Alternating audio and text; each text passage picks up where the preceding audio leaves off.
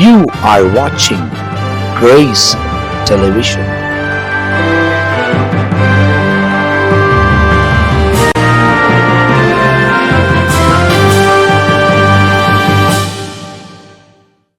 ஆண்டவரும் மரும ரட்சகரமாக இருக்கிற இயேசு கிறிஸ்துவின் நாமத்தில் இந்த காலை நேரத்தில் மறுபடியும் இன்னொரு எபிசோடாகிய இயேசுவோட பேசும் நிகழ்ச்சியில் சந்திப்பதில் மிகுந்த மகிழ்ச்சி அடைகிறார். கர்த்தர் நம்மை ஆசீர்வதித்து நடத்துகிற தேவனாக இருக்கிறார்.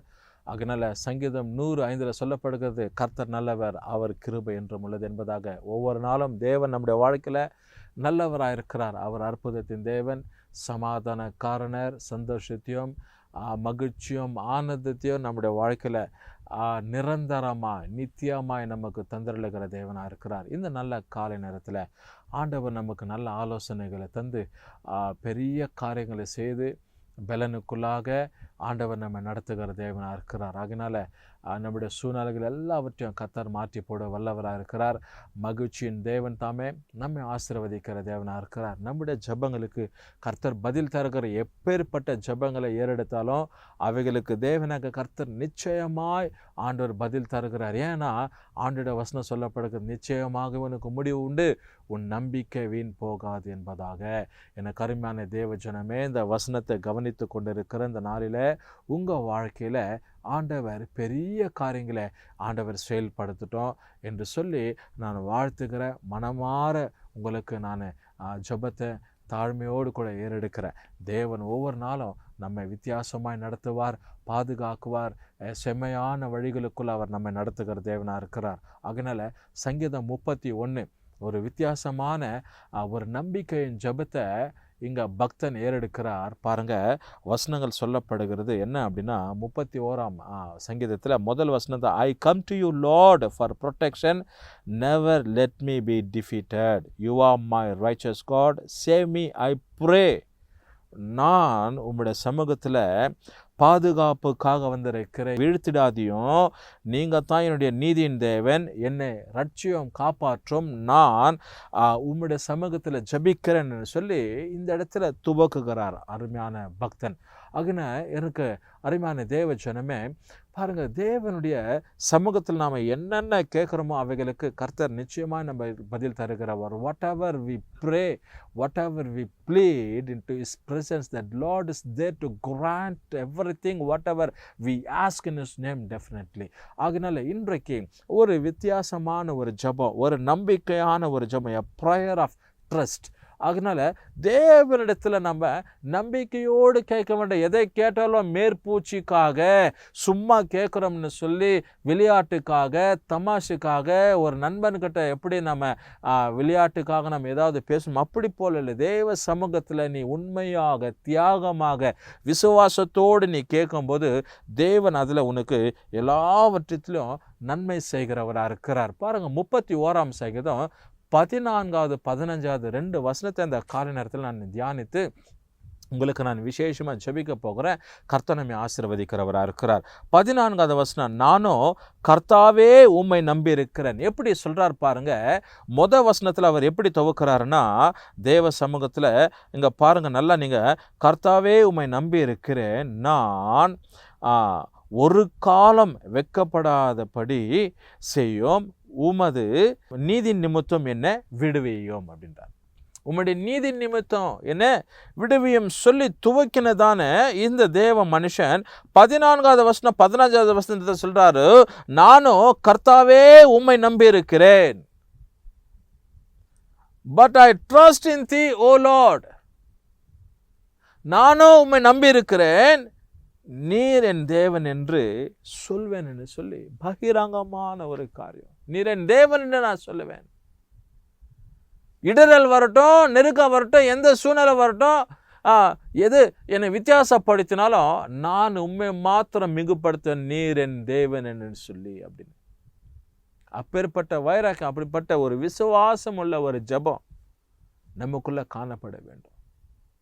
நமக்குள்ள ஏதோ ஆண்டவர்கிட்ட நம்ம மற்றவங்ககிட்ட பேசுகிறத போல உலகத்தில் இருக்கிறதான நம்முடைய சொந்த பந்தங்கள், பூமியில் வாழ்கிற ஜனங்களோடு கூட பேசுகிறத போல் நம்ம பேசுகிறோம். இல்லை, அப்படிப்பட்டதில்லை. தேவன் தேவனாக இருக்கிறார்.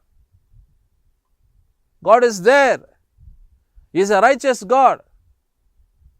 whatever we ask he is ready to grant for us. நம்ம கேட்கறத தேவன் அப்படியே நமக்கு கொடுக்கிற தேவனா இருக்கிறார். அதனால தேவ சம்பந்தனை கேட்கும்போது விசுவாசத்தோடு கேட்கணும், நம்பிக்கையோடு கூட. தேவனை மாத்திரம் நான் நம்பி இருக்கிறேன்னு சொல்லி, யார் மேலேயும் நம்பிக்கை வேண்டாம், யாரையும் நீ சார்ந்து இருக்காத, யாரையும் நீ எந்த விதத்திலும் நம்பி இருக்காத. எல்லாம் நம்ம கைவிடுகிறவங்க, எல்லாம் நம்ம ஏமாற்றுகிற, வஞ்சித்து போடுகிறவங்க. தேவன் ஒருவர் மாத்திரம் நீதி நிறைந்தவர். அதனால தான் சொல்றாரு, என் நீதியின் தேவன் உண்மை நான் நம்பி இருக்கிறேன். அடுத்து 15வது வசனத்தில் வாசிக்கிறோம், என் காலங்கள் உமது கரத்தில் இருக்கிறது, என் சத்துருக்களின் கைக்கு என்ன துன்பப்படுத்துவர்களின் கைக்கும் என்ன தப்புவியும். என் சத்துருக்களும் என்னை துன்பப்படுத்துகிறவங்க, அவங்க கைக்கு என்ன தப்புவின்றாரு. யாரு?